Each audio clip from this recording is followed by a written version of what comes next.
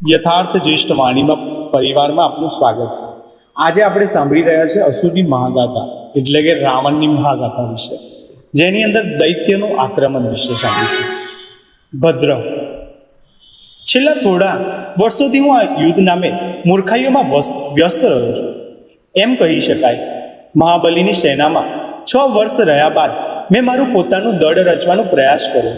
એમાં નિષ્ફળતા મળ્યા બાદ હું સુમાલી સામે જોડાયો। હું નથી મહાન યોદ્ધા કે નથી વ્યૂહરચનામાં કાબિલ, દેખાવે પણ સામાન્ય છું। મારું બેઠી ડળીને થોડું સ્થૂળ એવી શરીર અને બેડોળ નરમ હાથ જોઈને કોઈ મને શાકવાળો, કોઈ ગાંડું હાંકનારો, તો કોઈ વળી ધોબી માની લે છે। એમાં એમનો વાંક નથી। મારા શરીરમાં એવું એકેય અંગ નથી જે એકવાર જોનારને યાદ રહી જાય। હું એક એવો તુચ્છ પામાર મનુષ્ય છું જેને પોતાનું મૂળ નામ પણ હવે વિચારે પાડી દીધું છે। બધા મને ભદ્રના નામે જ ઓળખે છે। મેં ક્યારેય મોટા સપના નથી જોયા। પૂરના નદીના કિનારે થોડા નારિયેળના વૃક્ષ, મરીના વેલા અને ગણીને 2 ગાય ધરાવતું મારું ખેતર હતું। પત્ની અને 3 વર્ષની ચંચળ મીઠડી દીકરી સાથે મારી નાની દુનિયામાં હું સુખી હતો। અમારું ગામ નાનું હતું, પણ અમારા જેવા સામાન્ય માણસોને જોઈએ એ બધું ત્યાં હતું।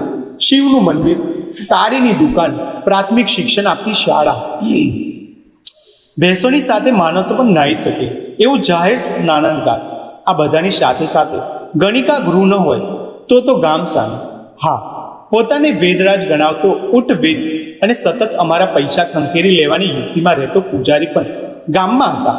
મારા પિતાની જેમ હું અને પછી મારા સંતાનો પણ આ જ ગામમાં જન્મથી મરી જઈશું એ લગભગ નક્કી હતું। અમે જીવીએ કે મરીએ આ દુનિયાને કોઈ ફરક નહોતો પડતો। જીવન કદાચ આ ઘરેડમાં જ વીતી જાત, પણ પછી અચાનક એક દિવસ દેવોનું આગમન થયું અને બધું બદલાઈ ગયું। એમને આવીને અમને ભય ભેગા કરી દીધા। ત્યાં સુધી તો અમે એમના નામથી અપરિચિત હતા। આ થોડા દિવસોથી આછી અફવાઓ સાંભળવા લાગેલી। અમારી પાસેથી મરી ખરીદવા આવતા બહારના વેપારીઓ કહેતા હતા કે વિષ્ણુ નામના એક મુખ્ય દેવની નીચે જુદી જુદી દેવસેનાઓ એકઠી થવા લાગી અને અસુર સમ્રાટ મહાબલી યુદ્ધ માટે તૈયાર થઈ રહ્યા હતા। અમે તો આ બધું એક કાને સાંભળ્યું અને બીજા કાને કાઢી પણ નાખ્યું। રાજાઓ લડે, હારે, જીતે, જીવે, મરે, અમારા જીવન પર એનો કોઈ પ્રભાવ નહોતો પડતો। રાજકારણ સાથે અમને શું લાગે વળગે? જો કે હું માનતો હતો કે મહાબલી અજય હતા। લોકોમાં એમની છાપ ન્યાયી અને પ્રજાના હિતના ખ્યાલ રાખનારા શાસક તરીકેની હતી। સાચું ખોટું કોણ જાણે? આપણને નડે કનેડે નહીં, એ બધાય રાજા સારા એવું હું તો કહું। એક સમી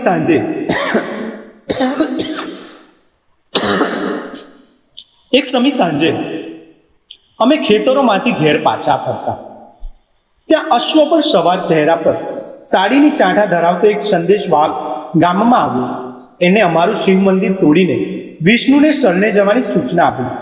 ગામ લોકો એટલા ઉદાર હતા કે આવી વાત કરનાર માણસની પણ મહેરબાન ગતિ કરી, જોકે સાથે સાથે ચેતવણી પણ આપી કે શિવનો કોપ વારનારના ધનોત પનોત નીકળી જશે।